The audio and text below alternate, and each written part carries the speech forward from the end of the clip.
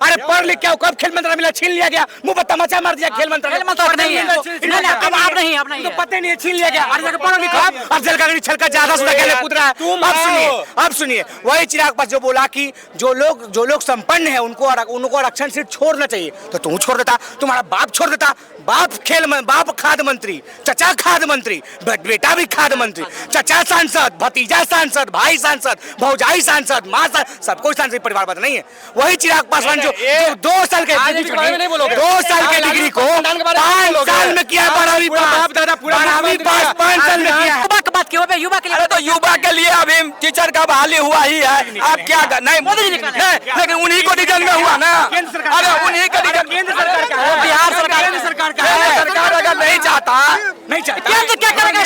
अरे सुनिए, मोदी जी को कब क्या करना है मोदी जी को खुद समझाने का जरूरत नहीं है। गुप्ता, क्या लग रहा है कि इस बार जो विधानसभा का चुनाव 25 में होने वाला है, उसमें नीतीश कुमार तो ऐसा फोर्स कर रहे हैं कि 25 से पहले चुनाव कराने की कोशिश कर रहे हैं, लेकिन अगर विधानसभा का चुनाव होता है तो क्या लग रहा है कि इस बार किसको देखना चाहते हैं सीएम के रूप में? नीतीश कुमार हैं, आपका एक सम्राट चौधरी भी बोलते हैं बीजेपी की तरफ से, और उसके सम्राट चौधरी रुकिए देखिए, सम्राट चौधरी भी हैं, और उसके बाद जो है आपका चिराग पासवान का नाम आ रहा है। चिराग पासवान युवा नेता है। हाँ ये आप सही बोले, यहाँ सम्राट चौधरी की बात नहीं हो रही है। सम्राट चौधरी इनमें इन्वॉल्व नहीं थे।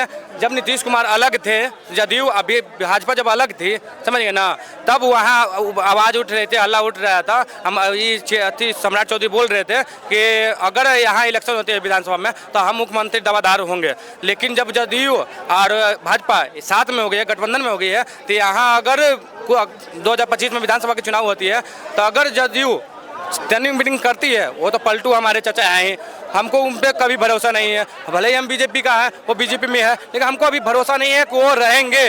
कंफर्म 100% बता नहीं सकते हैं, लेकिन 50% ही आशा है कि वो बीजेपी में रहेंगे। उन पर कभी विश्वास नहीं किया जाता। अगर ऐसा होता है तो हमारे जो बिहार के यशस्वी चिराग पासवान, जो कि अभी के डेट में किंग मेकर है, समझ गए ना, वो अभी बिहार के सबसे एकदम किंग मेकर का अभी 5 में 5 सीट लाने वाले समझ के बताए थे। जिस चिराग की बात कर रहे हो यार, वो कहो जिस चिराग की बात कर रहे हो, पहले सुनो, पहले एक मिनट सुन लो, एक मिनट सुन लीजिए, एक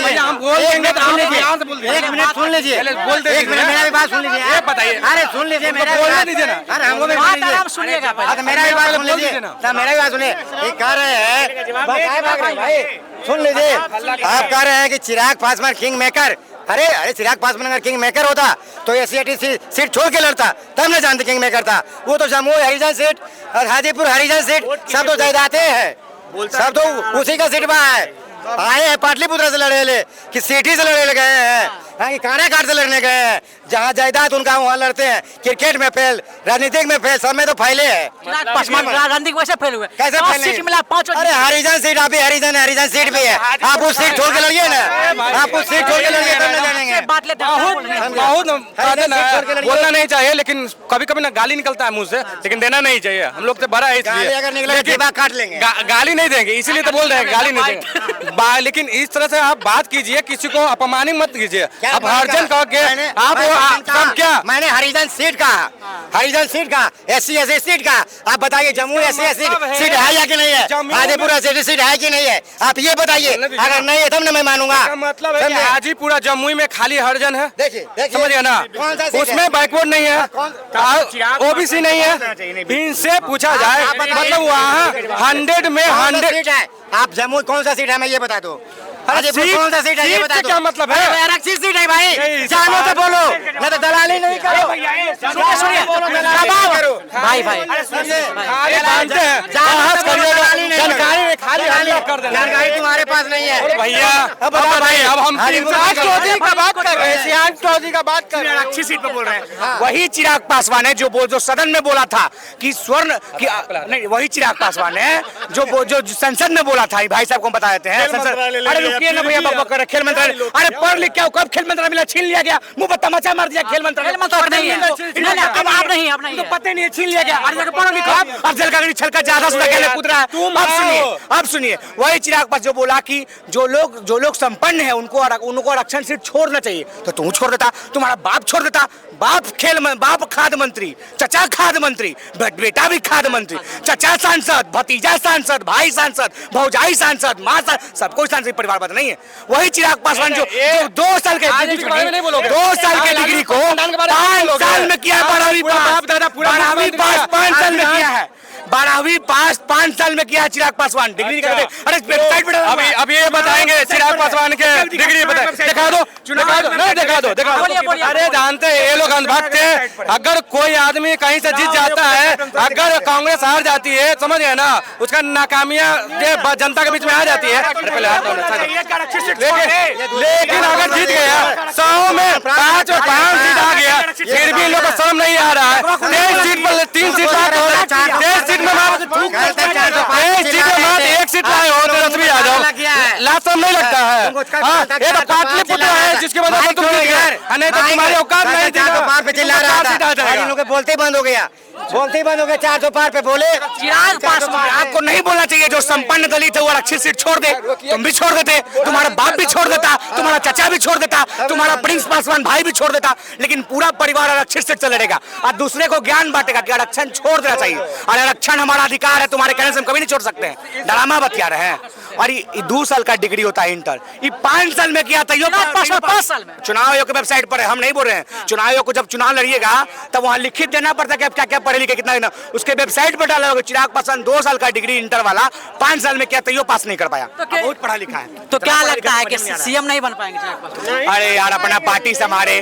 5 को टिकट मिला चिराग पासवान को, जमुई में जमाई को लड़वाया। रामविलास पासवान का दामाद है अरुण भारती, उनकी माँ विधायक थी, उनकी माँ विधायक थी आरा से उनकी माँ विधायक थी अरुण भारती का, और बाप ससुर सांसद रामविलास पासवान। जमुई में जमाई, समस्तीपुर में भौजाई। कौन है अशोक चौधरी की बेटी है कि नहीं परिवारवाद? भागलपुर को उठा के खगड़िया भेज दिया राजेश वर्मा को।